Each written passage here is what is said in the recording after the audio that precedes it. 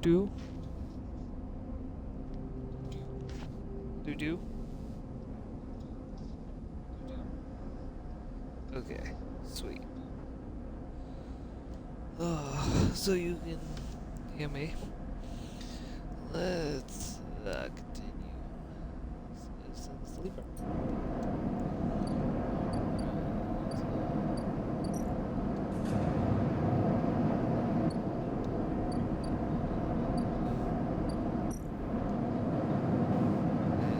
And cycle for today.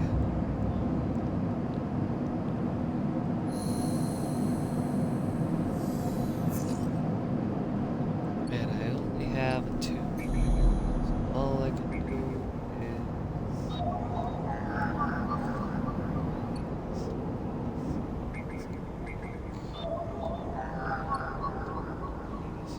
for that. And then we have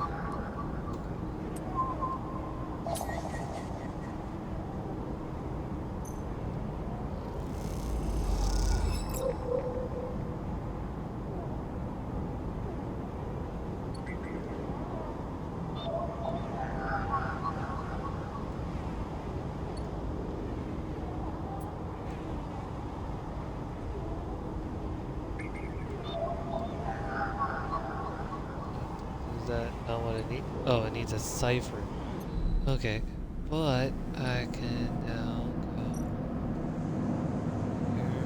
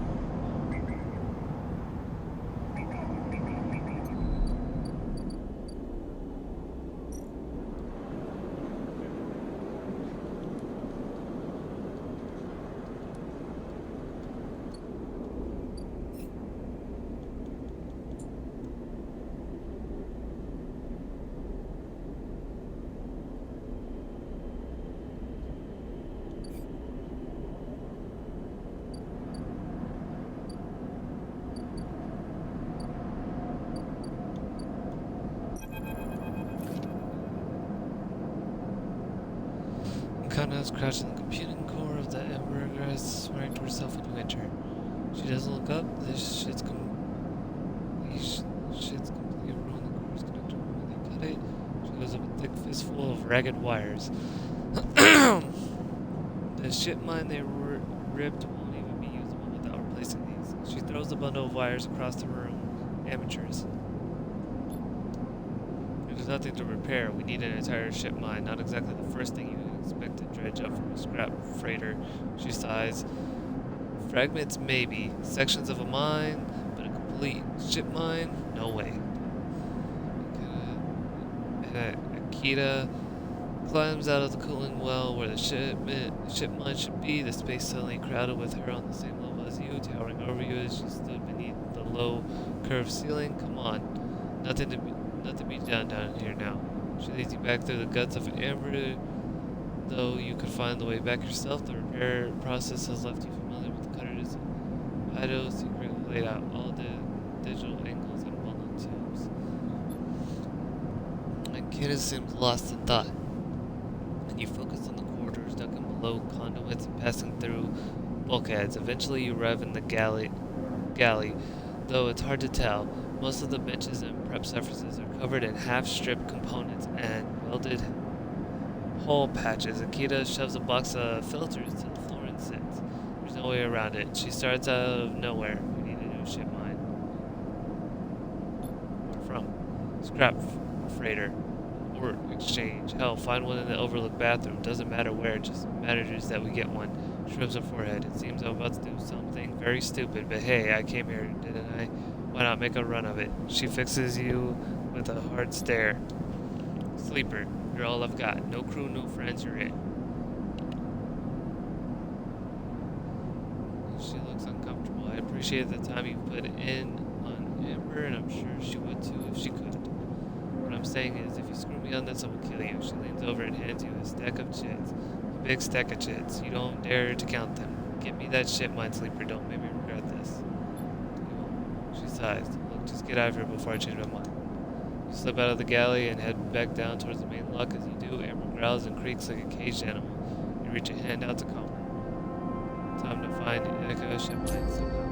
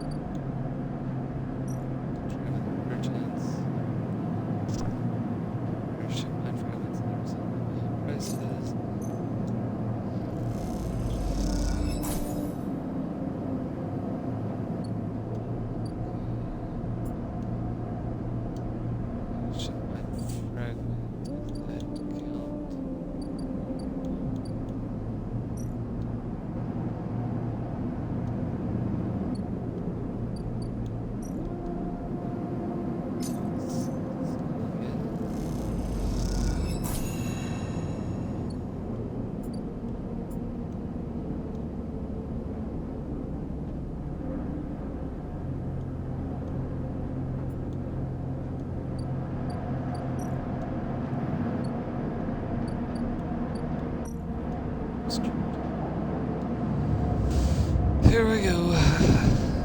Death, maybe. I might have to start a whole new game.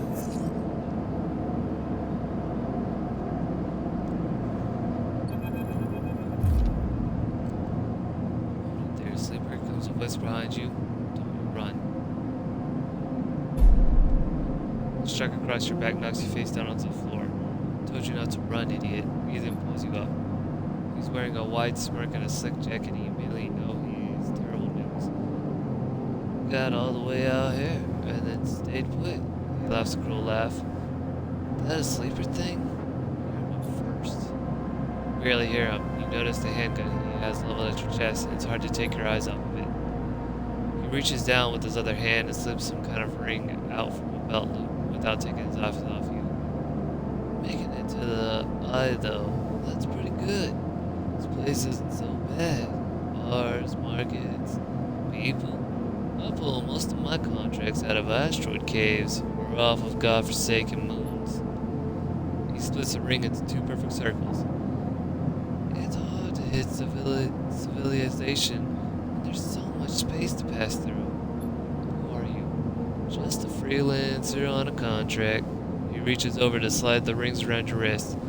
Go easy. Make a break for it. You see a chance the moment his eyes leave you to watch the rings. You spin, knocking him away and sprinting down the corridor. And then the shots ring out, echoing off the metal so loud it hurts your ears. A bullet hole smokes in the wall beside your head. You freeze and Ethan closes the gap. This is a very boring routine. Trust me, I've seen it all before. He slips the rings over your trembling wrist. Ethan nudges you to start walking. To the ship and home, he whistles. Going easy.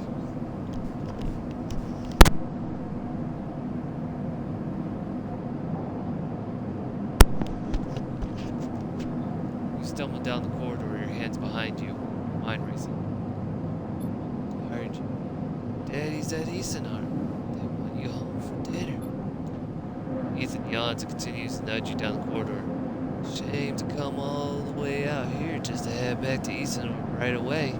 That tracker of yours makes this too quick. Was hoping you put up a bit of a more chase, you know. A running battle through the bright market, maybe. Or hold out in the load end. There's a few establishments I would have enjoyed checking out while I asked around. You walk on in silence for a little longer despite Lee trying to think of a way to escape. That Eastern Arm tracker will be the death of you. Hey, I have an idea. Ethan interrupts your thoughts. How about on the way back to the ship we stop for a drink? I'm buying. He laughs at his own joke. I have a better idea. This better not be one of those where you do a dramatic pause and then try to jump me, 'cause I'm pretty tired of that. Although, muses Ethan, I've got myself thinking, what's the rush here?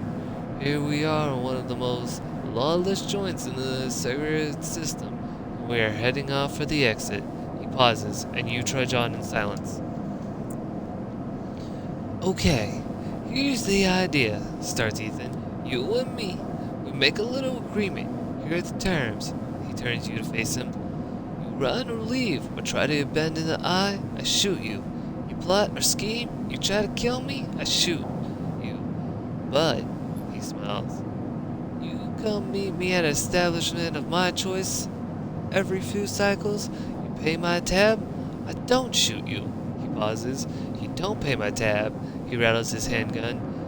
You get the idea. Should you let me go? Not at all. Let's call it open custody. You are free to mooch around the aisle as long as you keep paying up.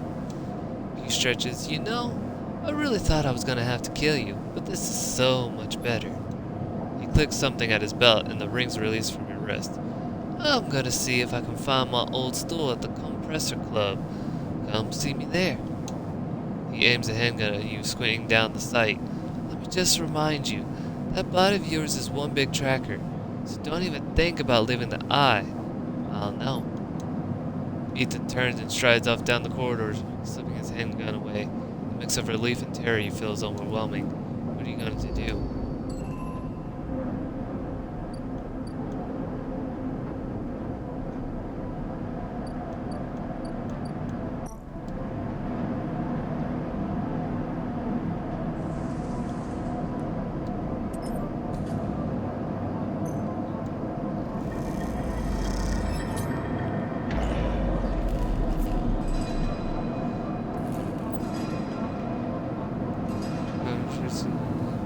One of skills is broken. We like the good one and all breaks disabled. It can be fixed with one upgrade. If you rest, your body will recover in some condition, but your skill will remain broken until it's fixed.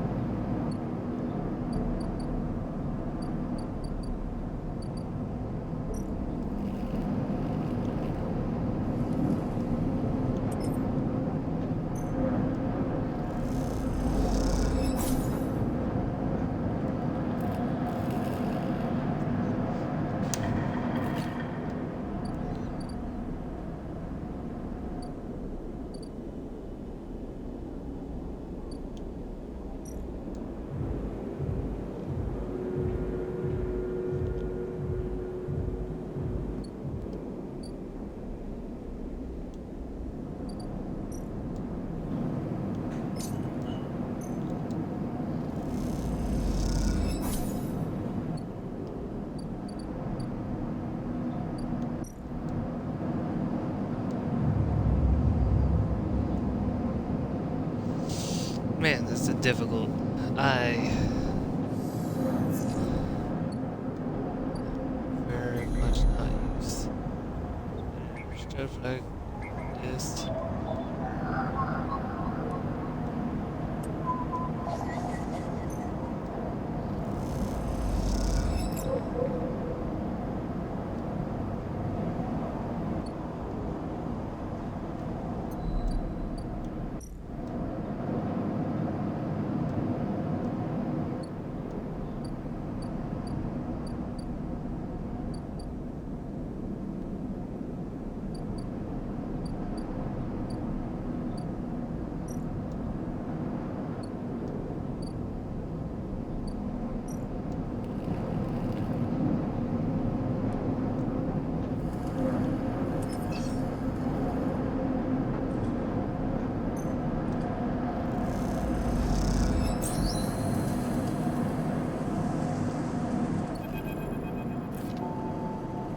Squeeze into the office at the entrance to the yard where you lay out everything you have on the winter light across the metal desk.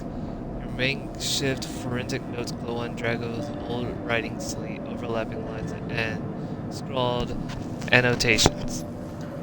A set of drone scans fill the small terminal with a spectrum of colors, a heat map of damage and decay, a crumpled printout from the office's ship registry lies beside them, synthetic paper so thin it's almost transparent.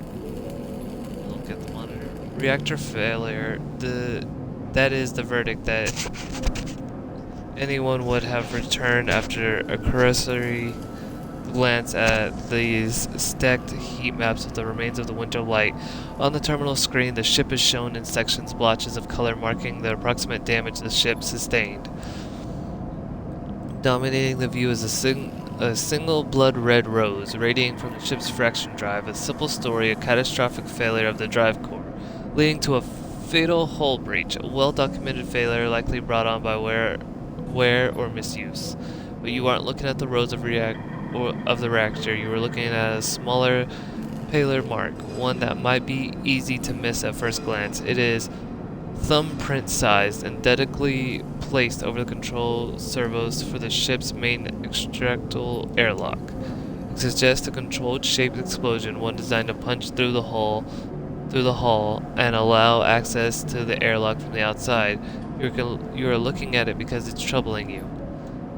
Your attempts at reconstruction of the winter light before its fatal accident consist of a series of overlapping sketches and diagrams showing possible layouts and configuration of the gutted cutter. Blah.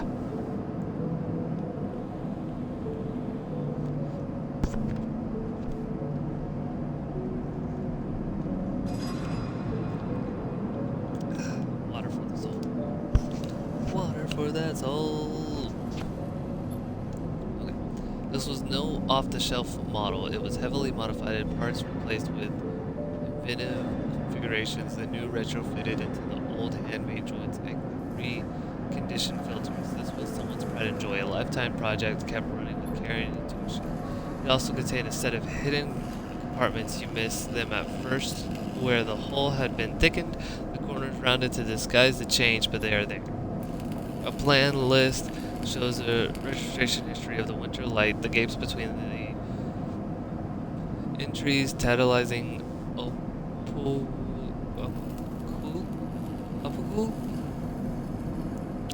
Don't know how to say that very well. Give me just a second.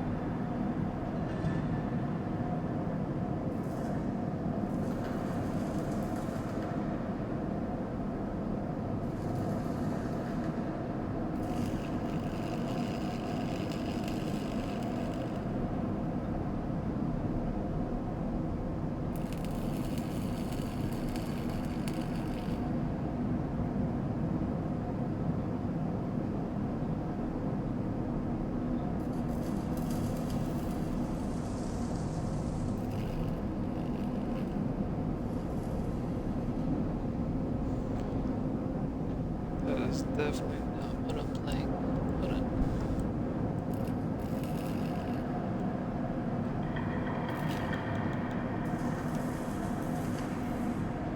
Yeah, okay. Whatever.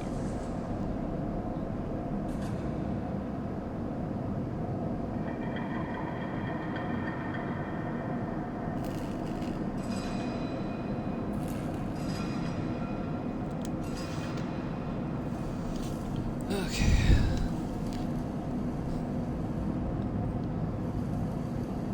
Okay, a plain list shows the registration history of the Winter Light, the gaps between the entries, tantalizing opiquits? Opiku? I don't know how to say that word. Its first registration was a couple of thousand cycles ago on this very station logged at the central hub. From here, the registry tells the story of a busy ship, one that rarely stayed on the station for more than a few cycles, and often took on voyages that kept it away from the eye for up to 100 cycles. The Winter Light got little rest. An old ship, many cycles under its belt, carefully maintained, a reactor failure preceded by a carefully concealed external entry. A suit of hidden compartments tucked away. This was the Winter Light, and this was its story. But that's not the full story, because there's something else. It's a little more than a list. A tiny chunk of data you were able to pull from the ship's system. The main systems were fried, of course, but the Winter Light had a separate system, one tucked away in one of its hidden compartments, armored and air-walled. This list, the only recoverable piece from the whole system, is a partial inventory. It details the contents of the hidden compartments. Some of it you recognize, some of it you don't. Ship mine ROM, shimmer, cryo chain codes, and then the final entry, passenger, sleeper. You stare at the list on the terminal and try not to think about what it was like arriving here in the cold for so long, half frozen in the freight container. Had the sleeper been smarter, luckier? How had they convinced the Winter Light, the smuggler's ship, if you ever saw one, to extract them from Isanart?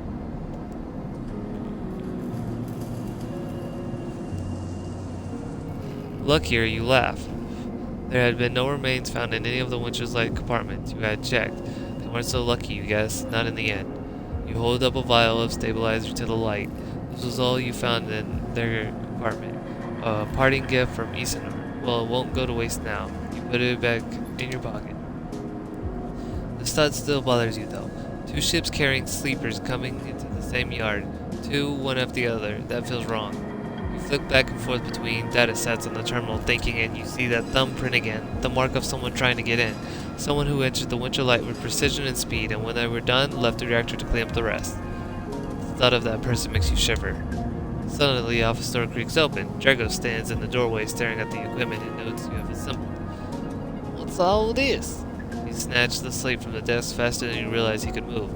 You running an investigation here? What am I paying you for? The drone in his shoulder starts whining shrilly, his anger passing to it through his implants. Leave this alone. He starts shaking his head. I know you have a lot of questions, but this isn't the way. He turns away, muttering to himself, this is the last thing I need. Ship had a sleeper on it. Drago freezes suddenly angry. What did you say? He pushes past you to look at the terminal at the list. He shakes his head. So what? Aren't all of you trying to escape? You are lucky it was you that made it out alive, not them. He folds his arm indignantly. Drago seems to steady himself and then turns back to you. The heat map of the reactor failing reflected in his headset's glassy eyes. I've given you a place to stay. I've given you work.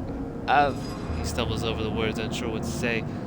There's plenty others who would have had sold you on, turned you in, but not me, no. I appreciate that, but don't. He shakes his head. I'm not discussing my business with you. He quiets the drone. I've done well by you, and you've returned the favor. He straightens up and clears his throat. But this obsession you have with this ship isn't gonna work for me. I can't have you make my clients nervous. I can't have you digging up whatever it is you are after. He sighs. You can't work here anymore. I need to work. There's plenty of work to be had in the eye. Salvager needs offloads in the Rotunda and Yangten are always looking for the crew. I'm not the only show in town. Dragno reaches across you and flicks off the terminal.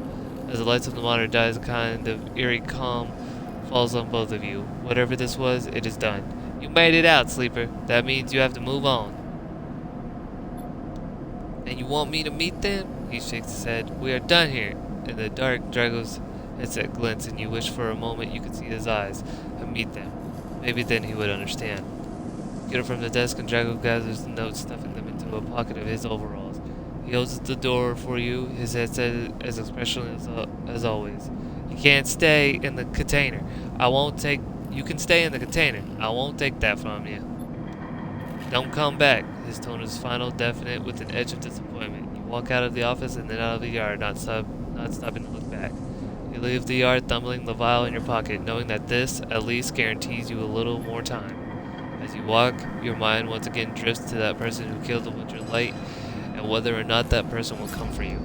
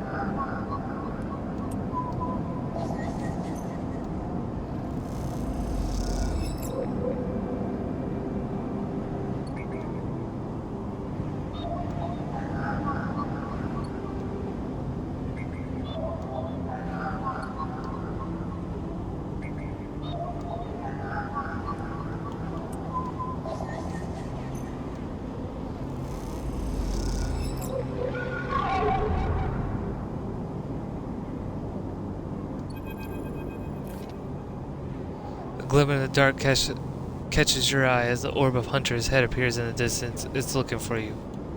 Hide. You slip down into the ghostly structure of the eye, a feeling like passing through a cloud as their data structures a form and reform around you. Another glimmer catches your eye, closer now. That roving orb, weathered in tentacles, it flickers, jumps once, twice, and then it's here. Hunter is here. Entity. Submit to inquiry. Hunter reached for you in that unpleasant, familiar way, its waving threads creating a cage. Struggle. You push against the threads as they close in, becoming friends as you push them aside. You are caught by whipping tendrils and feel them pulling away from the anchor of your body. You push through, clearing the threads. Entity. Hold for processing. Comes a scream from behind, but you are already gliding away, back to your anchor, your body. You wake, dizzy, distorted, but safe.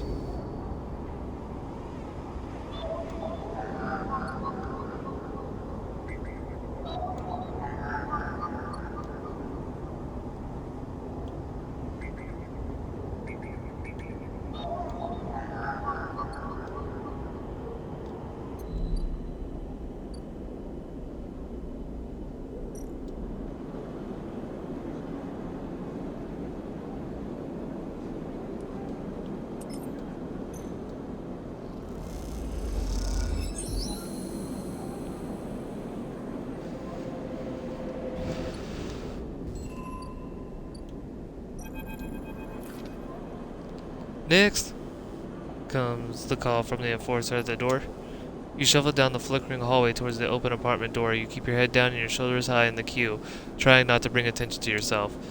You were thankful for the tip-off that a doctor was operating out of this place, but now that you are here, you aren't so sure. The gang enforcer on the door, the flickering light strips, the decaying hab block, they have all made the long queue a test of your nerve. But your options are few, and without a supply of stabilizer, your body will. You suppress a shiver and shuffle forward to the front of the queue. You try to find something to distract yourself. Look inside. You lean against the door frame and look into the apartment. The entryway is dark, punctured by the green indicators of stacks of sealed containers. You lean in and see amber light filtering through a far doorway, screened with plastic sheeting, beyond which blurred shapes move. The slap of the enforcer's palm against the doorway jerks you awake. "Wait your turn," he growls. After a few moments, a figure pushes through the doorway and you can catch a distant voice. "Send the next one in, Tesoro." The enforcer jerks his head and you slip inside, passing through the dark entryway and pushing through the plastic sheeting on the far door. The room beyond is bathed in warm light. A floor-to-ceiling transparent panel gives a full view of the bright market-sealed roof and the buzzing traffic above, and for a moment you are transfixed by the motion.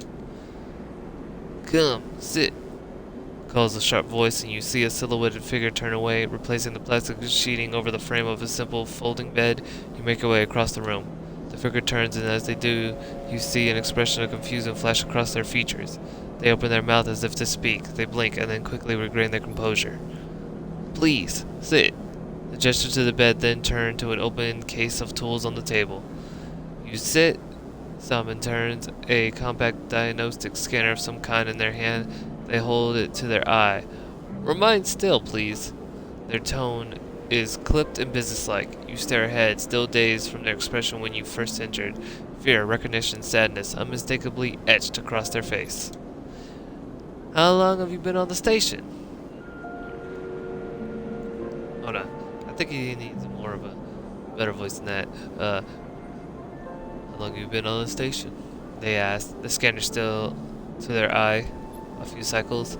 They nod. "It's good you came to me." They set the diagnosis scanner on the table. "I'm going to start by assuming you don't know anything." They take your arm and roll up your sleeve, inspecting your synthetic skin. "Your body is dying." They say it without ceremony, without drama, but not without empathy. Espen Arp doesn't like to see its proprietary technology let loose. To prevent bodies like yours, frames as they call them, from being stolen, repurposed, or in your case, escaping, they built in a process of so-called planned obsolescence. Frames decay rapidly when not regularly injected with stabilizer, one which SNARP remains the sole producer of. They look up. Sound familiar? Yes. Good. That might help. That may help. They swap to your other arm, running some thin metal devices over your skin. You feel your forearm tremble. "I'm sorry," Simon says, and you aren't sure if they mean for the cold touch of the metal or everything else.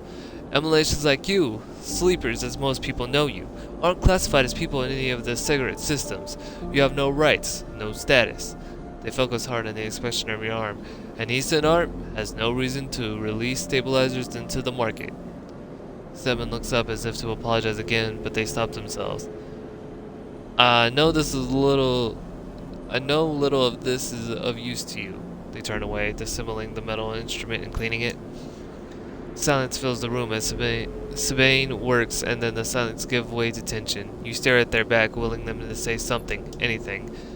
Sabine turns to face you.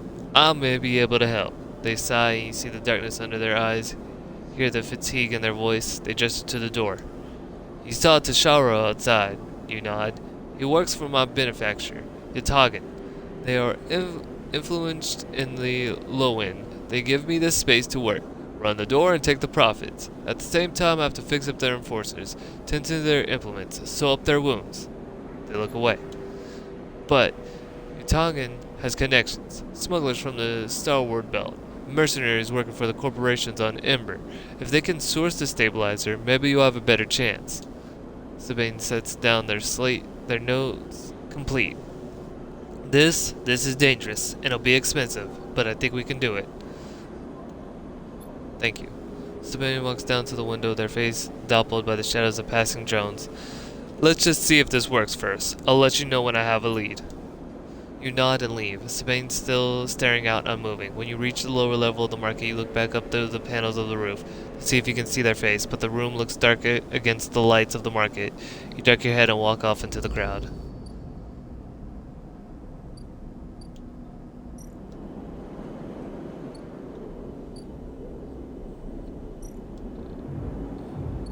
Ooh. Infus is busy, his broad face uplit by the makeshift gas burner in front of him. With delicate movements, he lays thick chunks of marinated fungus into a dented wok. His other hand ideally tossing a metal bowl of sliced vegetables and some red flake dressing.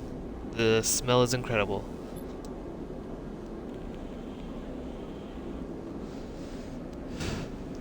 You watch as he fulfills a set of orders, heaping the fungus with the bright salad and disposing it into plastic trays. A stack of his chits rattles in his apron pockets as customers file past the burner, handing over payment. You join the queue. It's mostly made of off-duty salvagers, vac suits unzipped and rolled down to exposed stained vests. Grubby mods, a lactic of scars and tattoos. They discuss the best food on the eye, the best drinks, comparing notes on bright market dyes. Their words cut through with heavy spacer slang. Eventually it's your turn and you shuffle to the front. Infus speaks in a deep, even tone without looking up. First try is free. Thank him. The smell is almost unbearable, strong as he cooks the earthiness of the fungus, laced with something so spicy the smoke makes your eyes water. The heat from the burner is like a bonfire and his skin hardens in its glare. Ah, no, you sleeper, Infus says while he cooks, his voice deep but clear. A hard life, a lot of stories. He glances up from beneath his cap with piercing eyes. Glances up from beneath his caps with piercing eyes. Ah, no. Tell him a story. You begin to tell him about your journey to the eye, and he nods as he cooks, his eyes never leaving his work. You tell him of the confusion, the pain, but also the sense of possibility and its sudden arrival. You tell him of the cold and the dark of the container, and the endless cycles spent within it. Now it seems, you tell him, like some dream that you once had but can never forget. You tell him that the eye excites you and scares you, and you are unsure where to walk, where to look, what to do. Eventually you tell off, running out of words. He places a plastic tray of steaming fungus in your hand. Next time we can talk some more. He smiles, but next time you pay. He slams a heavy hand against the button on the burner's side and it shuts off. The roar of the flame and its oppressive heat fades. Next time then, sleeper. He waves you away and begins to oil the wok. Before you turn back to the alley, you notice the geometric patterns of circular scars across his forearms, each surrounded with a constellation of glinting pin marks. You walk away, and as you do, you take a bite of the rich, spicy, delicate, sweet fungus. Your taste sensors light up like a fusion reactor. You'll be back.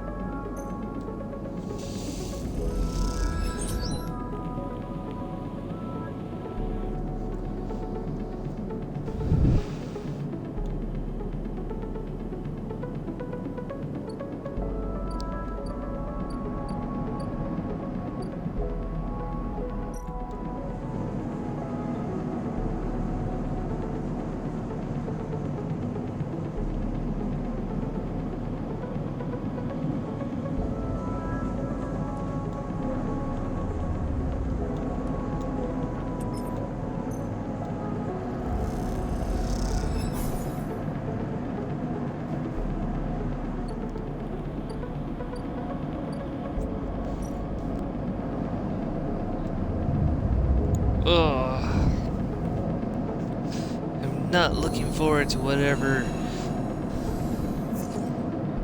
I have to do for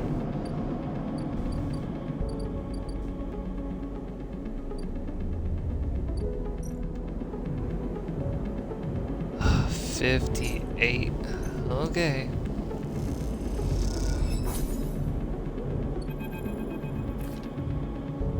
I can't believe you just did that. Ethan's mocking laugh comes from along the bar. You look over to see him leaning across it in a pool of light, empty glasses of spilled drinks glinting around him. It's always dark in the compressor, but this cycle, the place is packed, a load of spacers mixing with the locals. Usually they run. Ethan spins a glass on the bar. Or they go spend their savings on some local heavy, and I have to put them down. They don't pay. Walk away. Ethan gets to his feet. The glass falls and smashes, but he doesn't seem to notice. You think that's it? One round of drinks and we're even? Sleeper, come on. His hand comes to rest on the butt of his handgun dangling from a chest holder. What's wrong with you?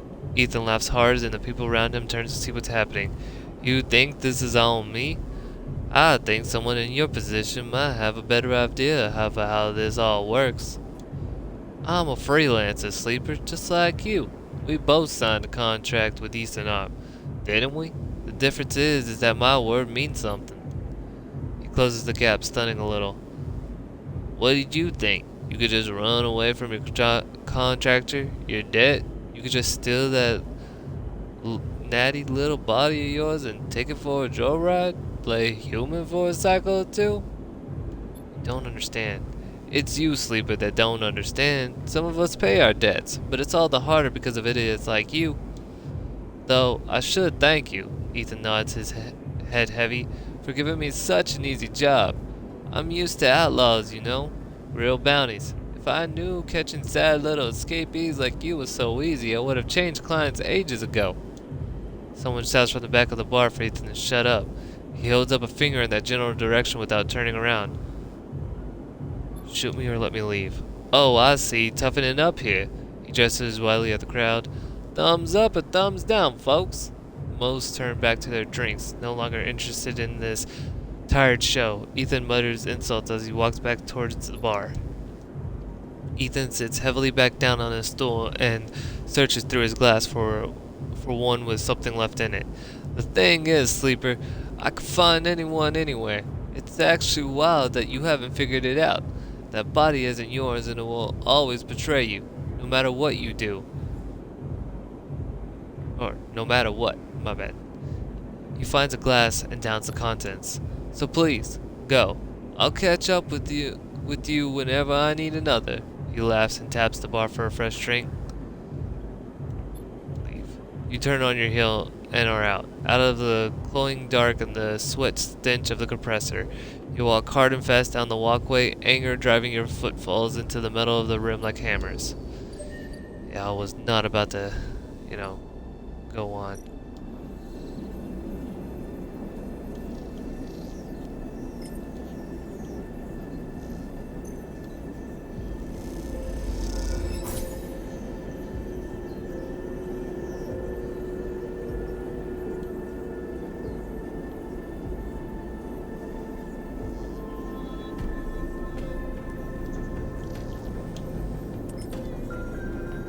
Let's give it a go.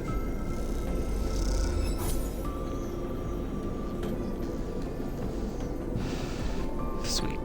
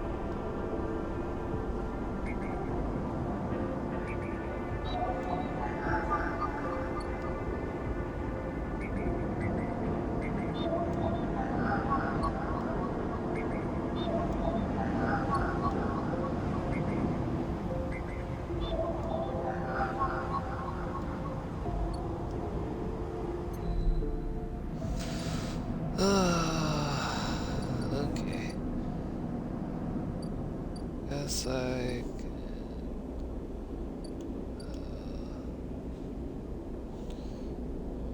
can't get to the low end gate yet because it's how much? $60 to get through.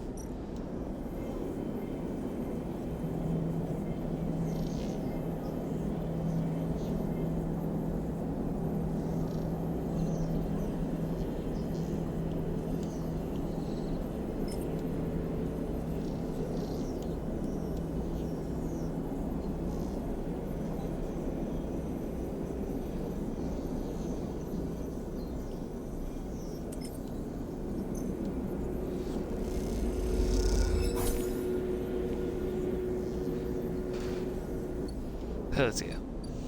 Okay, and then what's this? I'm still waiting for them to get here. Guess I'll work a few shifts here.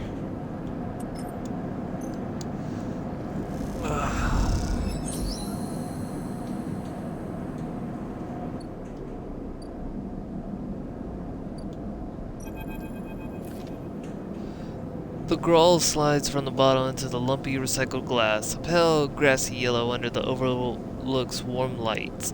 The spacer nods and takes the drink, bringing it up to their face in both hands like an offering bowl.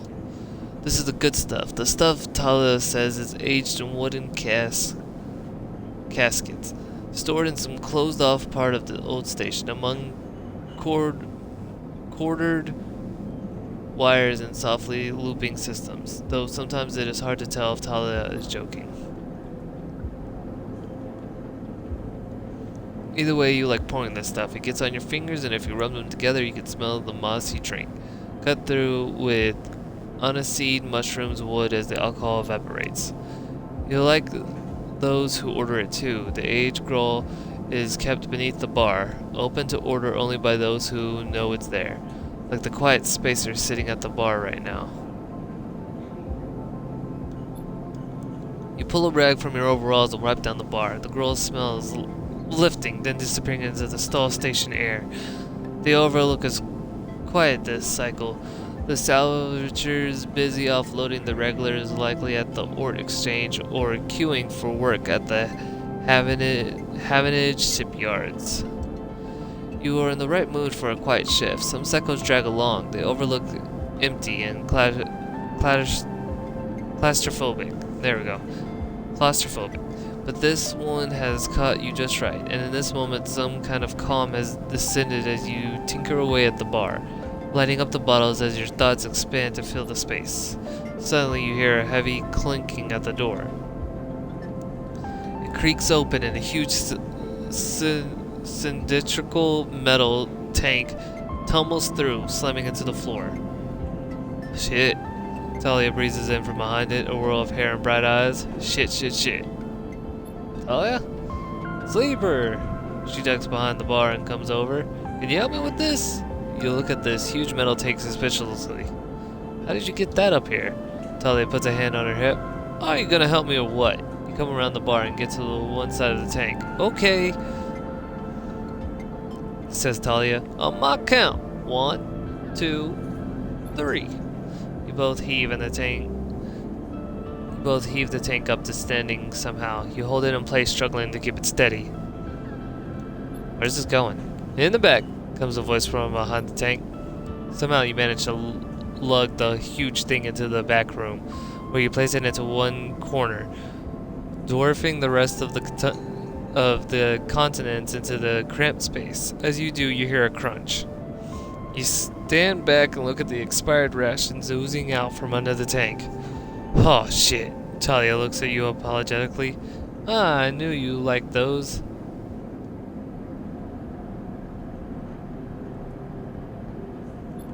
It's okay. You push the crushed rations to one side. That's the end of that. Talia looked exhausted and rubs his shoulders. Francis, I swear to... Francis? Francis, I mentioned him already. My guy on the door deals with supplies. Tall, she sighs. He was supposed to be back from entities up at the Greenway by now, but back with our Grawl. She leans against the tank. It seems like he's gotten lost again or joined the Haifa Commune. We need that, girl. And there's 4 other bars near here. The spacers sure as hell don't come to the Overlook for ambiance. She looks through the open door to check if anyone can hear her. She knocks on the hollow tank. So I'm taking matters in my own hands. She smiles. Welcome, sleeper, to the Overlook Distillery. You look around the dank back room. Need some work. She picks at some paint flaking from the metal walls. Well, I might need some help though. She shrugs. You up for it? She knocks on the tank again. Go be fun. Happy to help. Okay, she grabs you by the shoulders. I'm excited. She turns around and looks at the tank. I reckon we chop this thing in half. One half for fermentation. Fermentation. I think that's what that is. The other we turn into a still. We'll also need to gather the ingredients. She turns back and looks at you. You look more like a chopper than a gatherer. She smiles. So how about you build the still and tub while I work on the rest? Oh wait, sleeper, I have an idea. Talia is grinning now and is making you nervous. To make up for the rations, how about we put a kitchen in here too? Will it fit? Well, we'll make it work. She turns back to the tank. This is gonna be great, she says to herself. You look to the dinner tank in the bare room. At least she has a vision. Talia nudges you out of the back room and closes the door. As you go back to the bar, you hear the banging and thumping begin. The spacer finishes up their drinks and nods in your direction as they leave. You can't quite tell if it's a gesture of sympathy or good luck. So much for a quiet shift.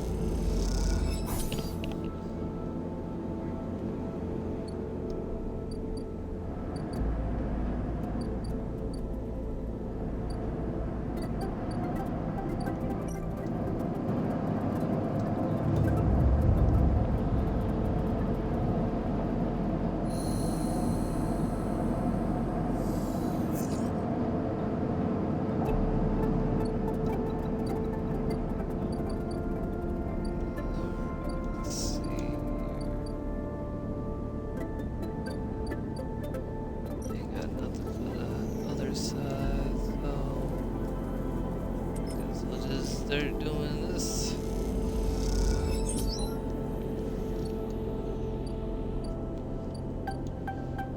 Oh. First thing you see on entering is a glint of Tasharo's implants like a cat's eye in the dark of the corridor. He nods you in as you arrive at Sabin's door. The entryway is still dark and you push through the sheeting into the surgery. I have it. Simon stands with the case open in front of them as a set of vials lined up inside, separated by foam inserts. They pick one up, rotating on the warm light. I have no idea how Yatanga. They trail off. We should treat this with caution. It looks authentic, but I have no idea if it's real, if it really is what it appears to be. On the test case? That seems to be the case. Unfortunately, I'm not sure we have another choice. They gesture for you to sit on the bed. Stabilizer works under a similar principle to an immunosuppressant in a transplant operation, in that it stops your body from injecting the unfamiliar part of itself. In the case of your frame, the unfamiliar part is each of your biosynthetic organ groups, which over time are identified by your body as foreign material and therefore must be eliminated. Saban holds up a vial of the would-be stabilizer. However, unlike an immunosuppressant, the stabilizer doesn't do this by eliminating your entire immune system. Instead, it re-encodes your biosynthetic organs with new protein chains which act as passcodes within your immune system. The stabilizer refreshes those passcodes, keeping your frame from rejecting all of its own organs. Which means the stabilizer could. Bleh. Which means the stabilizer should be able to encode any organic or biosynthetic matter to be accepted by your immune system. They glance away. At least if the stabilizer is genuine, the only way to know for sure is to inject the vial. They begin readying the syringe. I will start with a small dose to limit the risk. Okay, let's do it. Sabine cracks the glass neck of the stabilizer vial and uses the syringe to extract the fraction of the liquid. They tap the syringe and you watch as if any sign might emerge from the clear liquid. You barely feel the needle, your frame registering the initial injection but with little response. As the sensation begins to spread from the site, a fizzing, trembling wave that disperses through your arm with incredible speed. Your vision goes white, and when it returns, Sabian appears encased in shards of sparkling light that slowly fade into darkness as you settle back against the bed. You swim in darkness, muffled noises like an argument heard from underwater, prickling waves of cold. When you sit back up, Sabine is sitting in a chair by the window facing away from you, backlit by the glow of their slate. Awake? Yes. The stabilizer is genuine. They sit down beside the bed. I don't know how Yatang acquired a case of this stuff, but they did. Saban looks troubled, distracted. You should rest some more, but you are going to have to do that somewhere else. They gesture to the door. I have other patients. Sorry. Saban nods towards the case. I'm afraid I can't offer you any more doses. You're going to need to pay for your next dose. Silence fills the room and they return to their glowing slate. Looking around the room, it seems different somehow, as if things have moved or shifted. You wonder how long have you been here, or you have been out. Saban, nothing comes free, sleeper. Remember that. You manage to get to your feet and wander out into the hallway. The queue stretches down the flickering corridor. Toshiro stands impatiently by the door and fixes you with a glare as you leave. You lower your eyes as you stumble past, somehow faintly aware of the station spinning beneath you.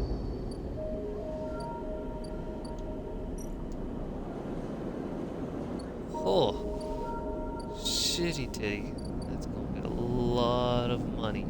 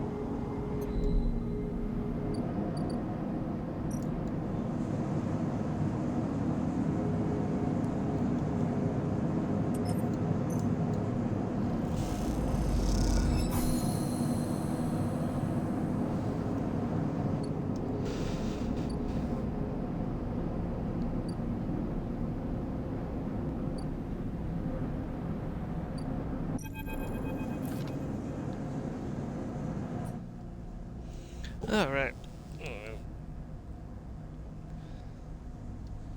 That's probably where I'm gonna end this one. And I am probably going to play a little bit of making puns. If you stick around, I will be there in just a moment and you will see it.